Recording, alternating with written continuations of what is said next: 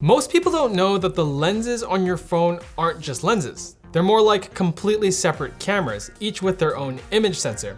So if you've ever experienced lackluster performance from your phone's telephoto or ultrawide cameras, it's probably because they're equipped with smaller or lower resolution sensors with slower lenses that capture less light.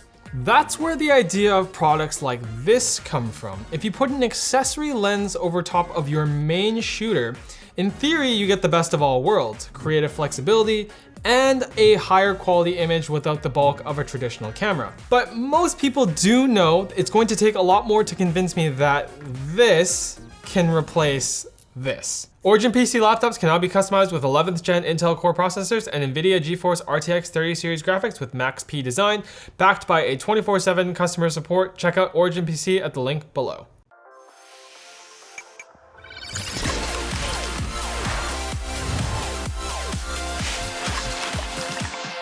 Accessory phone lenses are nothing new, and they've gotten a lot more refined over the years. These feel great, they're really quick to swap, and they're really conveniently sized compared to normal lenses. But there's a problem. At a cost of $120 each for these wide and telephoto lenses, they really need to outperform my phone's stock cameras. Can they be justified? Actually, yes, but it's complicated. Here's our first photo of downtown Vancouver's Olympic Village, starting with the ultra-wide on the iPhone stock and the 18mm moment lens on the iPhone's primary shooter. At first glance, they aren't that different. The field of view is different, which causes the perspective to change a little bit, like how the bridge looks shorter in this photo.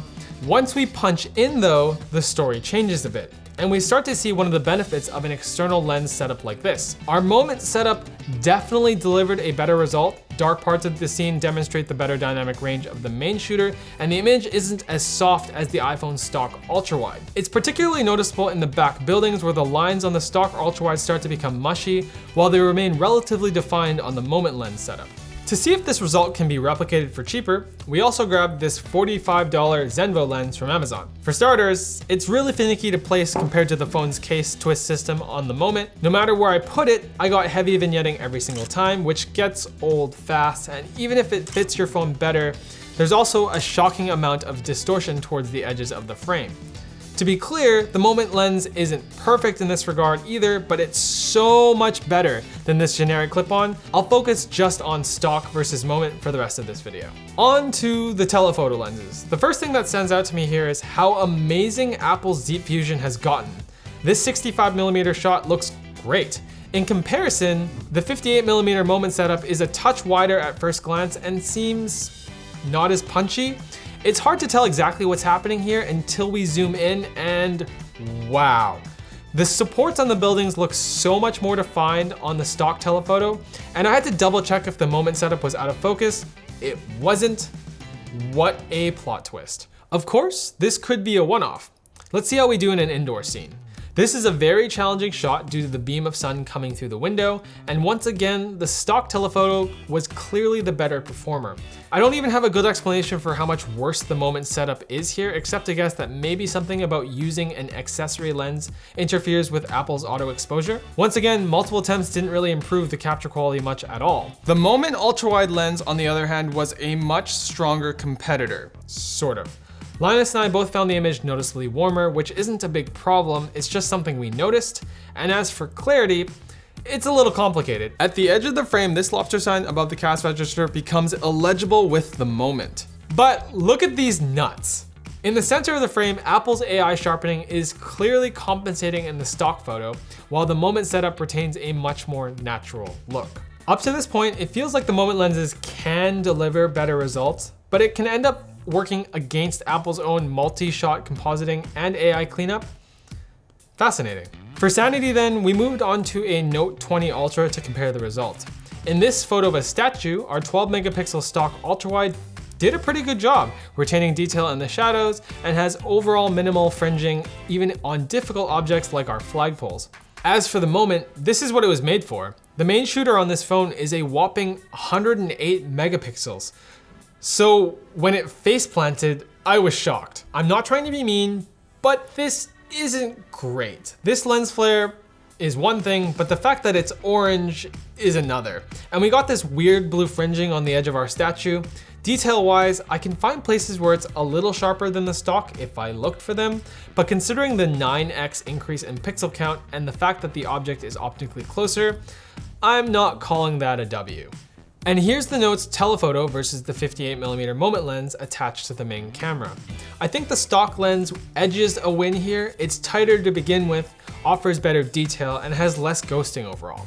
Some people might not like how noisy and processed it looks compared to the moment setup, but to my eye, it's worth the trade-off for the additional warmth that we've now confirmed comes from the moment lenses. And the bokeh here is not the most appealing. And yet, for some reason, this video is not over yet. That reason is video. Look at this. In this darker lit studio scene, you can see that the ultra-wide camera on the iPhone is significantly worse than the primary shooter with the 18mm moment lens. The stock image has a lot of unpleasant looking noise and lacks sharpness, which is especially noticeable on the spinning globe and this clipboard at the back. LTTstore.com, get yours. And this same scene on the telephoto tells a similar story, with the noise and overall detail improving dramatically on the moment. This seems to confirm our theory about deep fusion or other multi-shot compositing techniques working against a clip-on lens setup like moments. The thing is, no lens setup, especially one for $130, is optically perfect, and no hand is perfectly steady. So when you've got multiple shots that need to be combined for better dynamic range or sharpness, the moment's imperfections can end up multiplying themselves. Video, by nature, doesn't lean so heavily on these kind of processing techniques. Double checking on the Note 20 Ultra, the ultra-wide and Moment 18mm are honestly very similar in performance here. There is a minor difference in the dynamic range of Taryn's shirt on the Note's primary shooter with the moment lens, but even punched in 200%, noise and detail are very close. So I don't know if it's worth the price, but at least it's functioning as intended, giving me additional shooting options. On the telephoto end, the 58mm on the primary camera is a bit wider than the Note stock telephoto.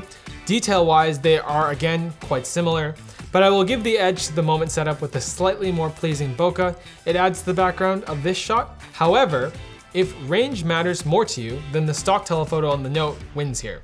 The last and most interesting lens Moment makes for video is their anamorphic. This is the one I'd personally use the most out of the bunch because it's the one that you simply can't replicate from a stock camera on any phone. For those unfamiliar, anamorphic shooting allows you to shoot ultra-wide cinematic footage with a standard aspect ratio sensor. See, I could shoot ultra-wide like this, but then I'm giving up valuable resolution. So instead I could use a lens that squeezes the image while I'm shooting, then I can unsqueeze it in post.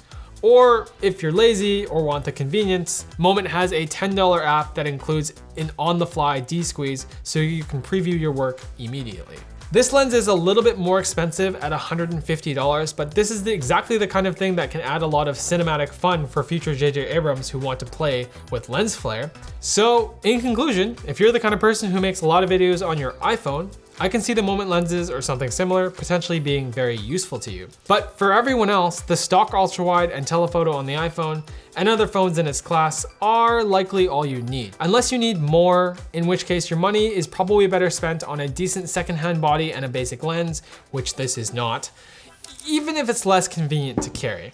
Or you could spend your money on our sponsor, Pulseway. Pulseway is the real-time remote monitoring and management software that allows you to manage systems and support users from anywhere. It helps you fix problems on the go by sending commands from any mobile device, and it's compatible with Windows, Mac, and Linux. Scan, install, backup, and update all your systems on the go from your phone. Try it for free today at pulseway.com or through our link in the video description. So thank you guys for watching. Let me know in the comments down below what you think of the Moment lenses. Do you use them? Have they been useful to you in your life?